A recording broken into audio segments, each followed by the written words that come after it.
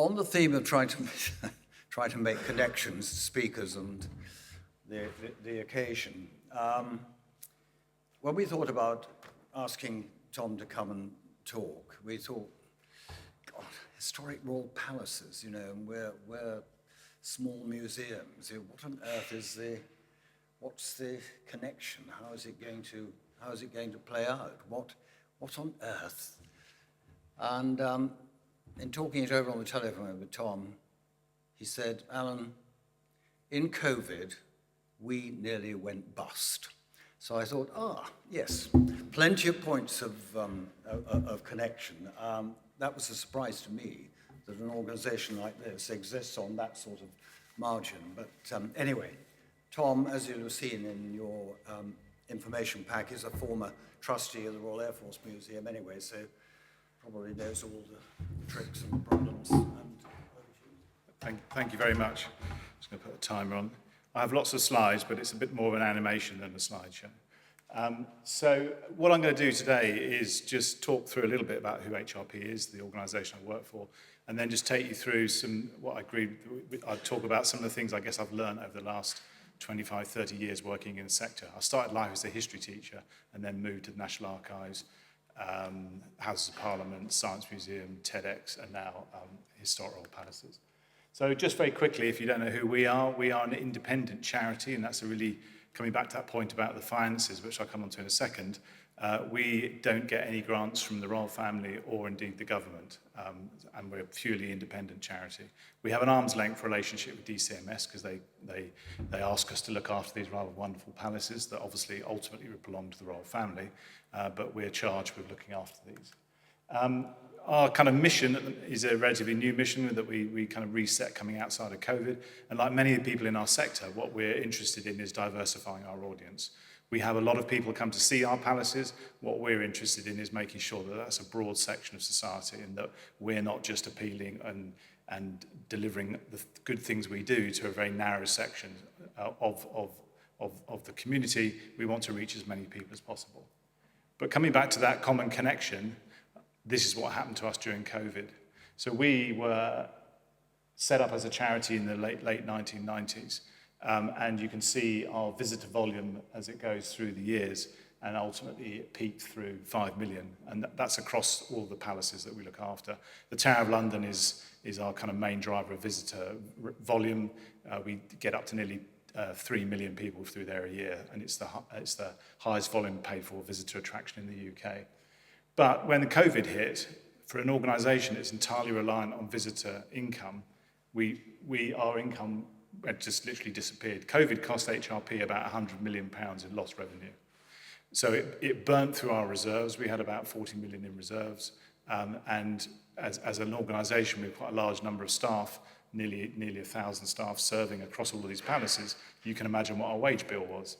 And so we found ourselves with our entire source of income shut off almost overnight. And you'll all recall, you know, once lockdown hit, that was it. No overseas tourists, no domestic tourists. You literally, you can still watch the cash being set on fire in your bank account. And so as an organisation, you can see what happened to our visitors, and we very much went to the edge of the precipice and had a good look over it. We had to actually restructure the whole organisation. We had to go through a very, very unfortunate redundancy programme, change everything, cancel lots of things, and we sailed right close to the edge of that precipice. But we got through, and we're now in rude health again. Excuse me. And we saw the return of the American market in particular, then near Europe, as we call it, which is France and Germany and Spain. And we're now actually in sort of rude health again. But certainly, you know, we're not immune from what happens in the sector. In terms of public engagement, which is what I'm responsible for at Historical Palaces, you can just read that. It's a kind of phrase that we tend to use that just describes how we're working with the public in our organisations. It's lots of nice language there, but essentially it's about, you know, how are you exciting and engaging and helping the public that come to your organisation learn. And you can do that in a whole variety of ways. And in fact, you'll find public engagement is often interpreted very differently across the sector. But fundamentally, it's the team that are really focused on how do you work with the public, how do you engage them. So this is the canter through some of the things I've kind of picked up Some of these may be relevant, some of them may you think, oh, I know that, that's boring. Or others you might think, oh, that's interesting. But just, sit back and just take it as you will. So the first thing that I've kind of learned is that you don't have to invent everything and do it yourself. There are often different things out there, platforms, partners, etc., that can help you achieve your aims. Because a lot of the time we're looking about how do we get to the public, how do we increase the reach, how do we do that? And a lot of the time it's actually about using other people's platforms because that's where the audience is. And there's this sort of slight fallacy in the sector that everybody has to come to you and you have to invent your own programs all the time and invent your own platforms. Classically, our sector created video viewers online for years until someone said, well, you could always use YouTube. So it's these platforms like podcasts, YouTube, the television. Some of you may have watched the Channel 5 series that we do on the Tower. These are other platforms where there are millions of people. And obviously, social media, is a huge one in terms of reach. And when I click the button, it should play this thing on the right. And you might think, well, I don't have a social media team. But if you watch the quality of this video, it's been watched 1.8 million times and shared 700,000 times. And if you watch the quality of it, I think you'll figure out we haven't spent a lot of money making that film.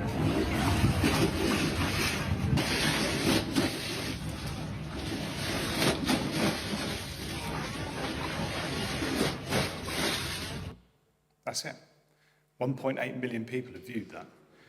So you don't have to have a big film crew. You don't have to spend thousands of pounds. You can do stuff in a very agile way because that's the nature of the format. Because in fact, if you overproduce for those formats, sometimes it doesn't actually work and you're better off actually doing it slightly more raw. So these are examples of platforms where you can go. Sometimes go beyond the obvious. Think about, can you host someone else's event? I spent a lot of time working with the TEDx, and when I worked at Parliament, I set up TEDx Houses of Parliament. I ran TEDx London for a bit. And actually, those are brands that have their own audiences. But if you can bring them into your organisation, then you can connect your audiences via that. And so we had thousands of people turn up to events who I know wouldn't have otherwise come. Also, working with partners amplifies your impact. I pulled this one up because I imagined you might find it a bit interesting. One of the little-known stories at Hampton Court is that the Indian Army encamped there, in fact, multiple times, but most famously in 1919, because they came over to take part in the peace celebrations to mark armistice. And their regiments camped at Hampton Court. 1,800 soldiers camped at Hampton Court. And we joke and refer to Hampton Court as Henryland because everyone's interested in Henry VIII. But there are lots of other stories there. And obviously we're interested in working with different communities. So by actually putting on an exhibition on this, we worked with that community and they then brought their community in. And so we found that the community kind of almost took over the exhibition. And half the time they were in the organisation, bringing their friends in to show them around the exhibition. And we had huge engagement from this. We wouldn't have been able to do that on our own. One of the other schemes we run, and I would recommend this scheme to you, is called the Community Access Scheme. And this is a model where, again, we're not trying to do everything, where we take a local community group. So if there's a community group that might be a dementia group, you go and find the people that run that group and you say, come and work with us at Hampton Court. We will actually almost train you to use Hampton Court, and then you can bring your community in for free and use our resource. And then suddenly we've engaged that community. We haven't had to do all the work because we've actually engaged with the people who lead that community. So we now have something like 250 partners. You can see some of them just there on the bottom left. And it's a massively successful scheme, but it's dead easy because you just go and identify a few local charities, talk to them, and they then become your partners. Next thing, embrace technology, but don't be seduced by it. This is a kind of common theme in the sector, that everybody gets very excited by technology, and it can lead you down a variety of rabbit holes. These are some of the trends, at least according to me, that are happening. That everyone else will disagree with this. If you Google this, you get a different list. I personally think these are the things that are going on in our sector. AI, which is the new game in town, everyone's very excited by AI, and the sector is starting to get their head around what that involves. And I think there's actually all sorts of things it can do. People have calmed down a bit about it now, but actually it can change the way you interact with your visitor if you start to use it really cleverly. Mobile access. When you're sat at on your desktop in your museum looking at your website, you are in a minority. The majority of your audience are looking on their mobile. So a very simple thing is the primacy of mobile access to your services. Everything has to be designed for mobile. And it's really easy when you're all at work in the office to forget that because you're all sat on your desktops. Voice technology, up to 40% of searches are by voice now. So your website has to be able to cope with that. So your information has to be able to be read by the kit that Google use to drive their search, their voice search. Augmented reality, virtual reality, big data, 5G. Apparently there's 6G en route. I didn't even know that. And the metaverse, although that's an example of a really big thing everyone got excited by and appears to have disappeared.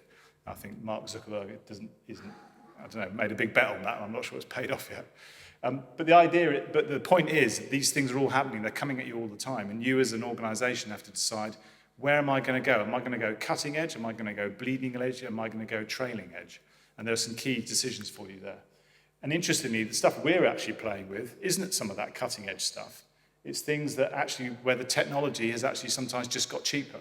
So the one on the left, we're doing quite a lot of projection mapping work at the moment, because a few years ago, to projection map, i.e. fire a big image onto a building using a projector, cost tens, hundreds of thousands.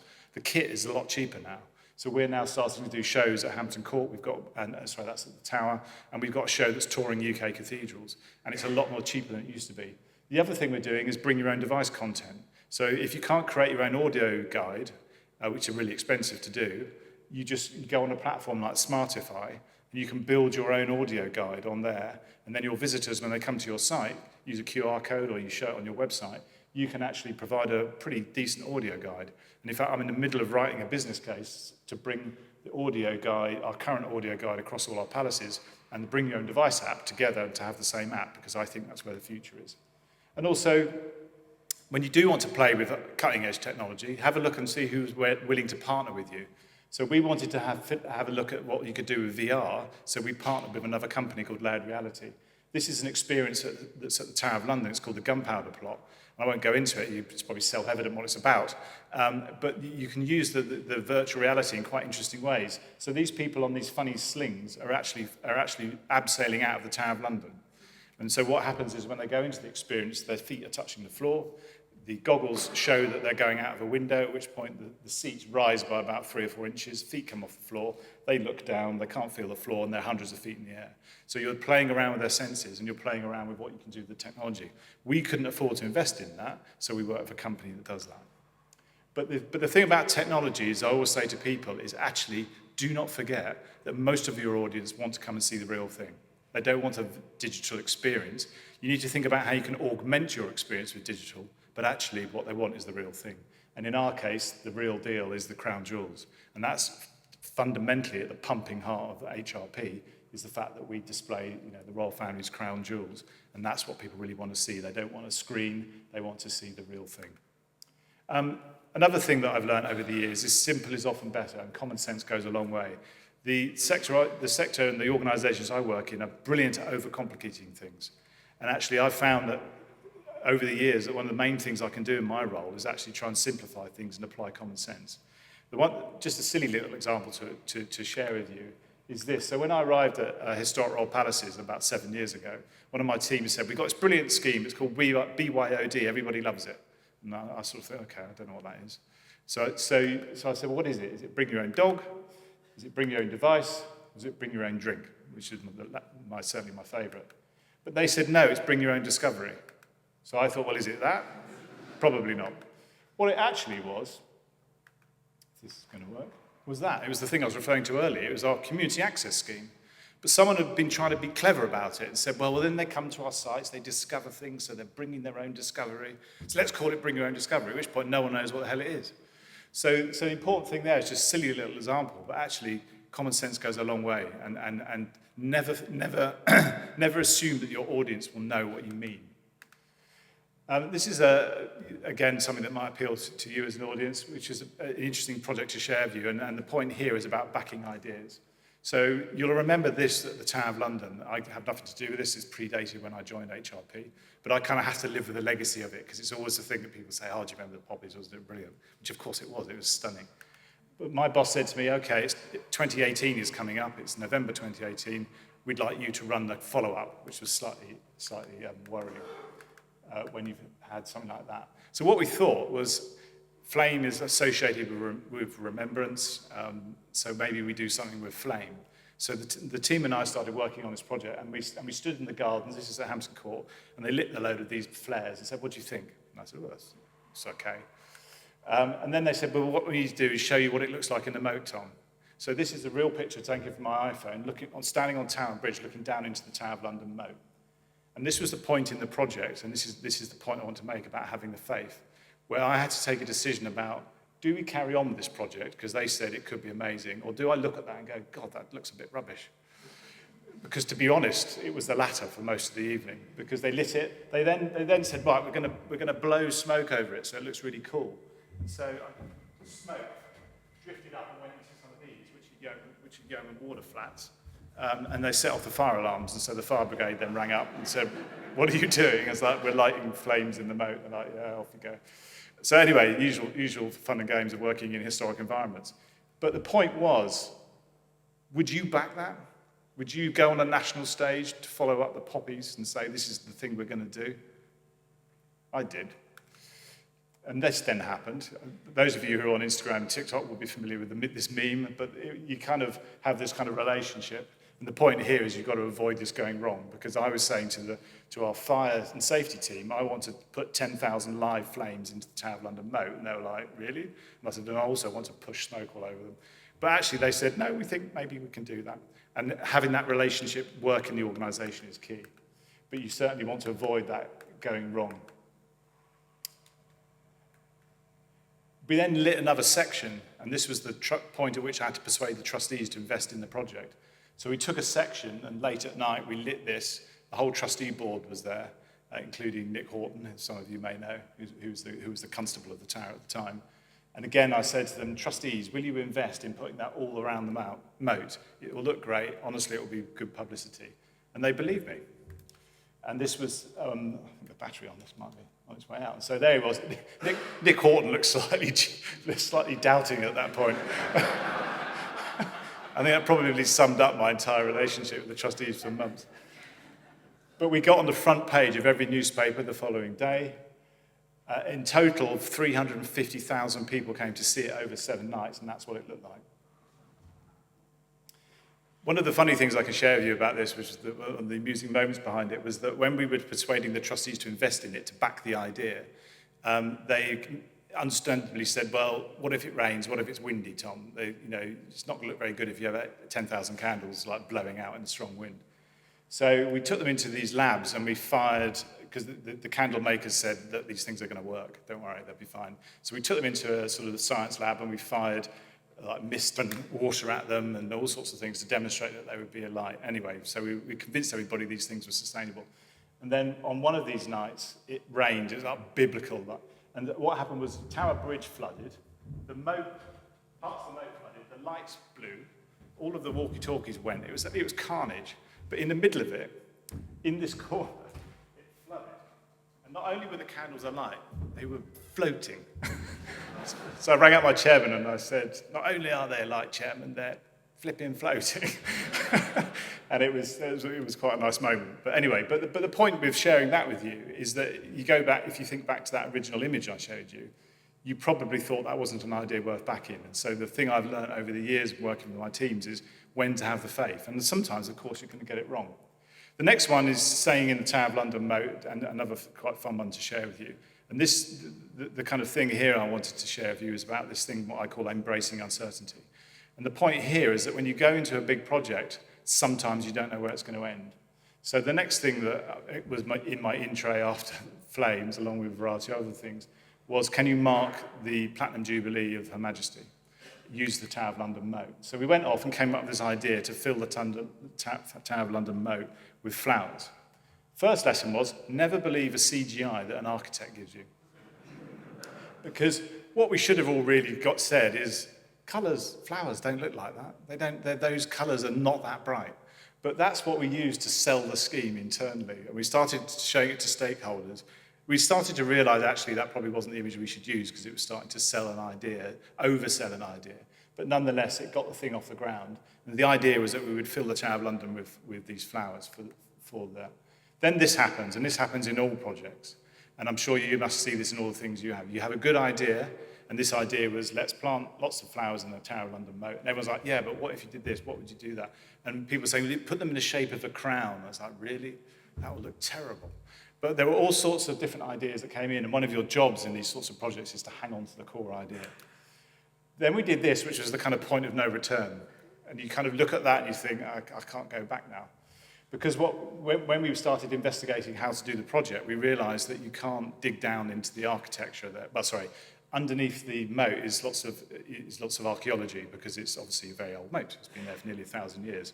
And all sorts of things used to swim in there, including polar bear, which is an interesting story. Do you know about the Tower Menagerie? Yep. Well, my favourite story about that is that they used to have a polar bear on a chain that used to swim in the moat and the Thames. I always imagine some guy in a rowing boat going up, and it's a polar bear. Anyway, I digress. But you can't dig down into this because it's got lots of stuff in it. So they said what you've got to do is put a layer of soil in. So the first thing we did was we put in, as it says here, 10,800 metric tons of soil. Then some bright idiot, i.e. me, said, why don't we put a slide in? And so we borrowed a slide from Cliveden House, the National Trust property, and we had that fitted because I thought actually it'd be a really fun way to enter into Superbloom. And there's another whole presentation on the challenges of slides.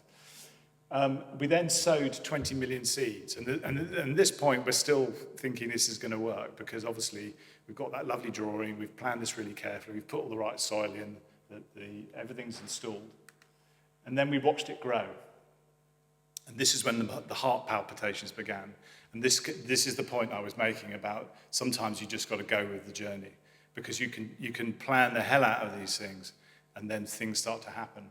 And what happened was one of the coldest, wet, nasty, but it actually wasn't wet, it was just dry and cold springs. And it created this kind of funnel of wind that blew up from the Thames. This is the west side of the moat. And this was, I think it was about 8 weeks out from opening. And then we started to have this issue where around on the east side, so that's the side that runs parallel to Tower Bridge, it was growing beautifully, and that's what it was supposed to look like. On the main viewing point, on the northwest corner, it looked like that, which was just a bit of mud, really. And we'd invested millions of pounds in this. We'd sold tens of thousands of pounds of tickets, because obviously when you're creating a new big visitor attraction, you have to sell lots of tickets for it, because that's your business model. And so you can imagine things got a bit squeaky. So one of the things we did was we patched it up, and I discovered this wonderful thing called wildflower seed matting. And what you can do is, it's rather like when you're laying a lawn, it comes in rolls on slabs. And so we patched up bits of it. We didn't want to patch up the whole thing, clearly, but there are areas where it really hadn't grown that we were able to patch up. And then it worked. So we had this incredible summer, and we had 20,000 people a week were coming to visit it. It was really looked good. So some of our yeoman warders, and it was everything we dreamed it would be. And then there's that sort of sense of relaxation kicked in. And they had a good look round as well, and it looked brilliant. And then this happened. You will remember, I'm sure, the summer of 2022, as it says here, was the joint hottest and fifth driest since 1890. And so what happened, and we then had the hottest day ever on record in this country, and it basically dried the moat out, and it accelerated the growth of all the plants. And so we had to deal with the fact that the whole thing finished nearly a month early. And what we did in both cases was you got ahead of the problem, and we contacted everybody who'd bought a ticket, and we said, you can still come if you want to, but we'll give you a free ticket to come back later. For everybody towards the end, we actually made it free. So we were very much kind of faced into it and didn't try and put our heads in the nearest bucket of sand and pretend that it was all fine. And as a result, people still came down in and they really enjoyed it. But one of the things we learned on sort of going on the journey was actually one of the best successes of the whole project was the schools project.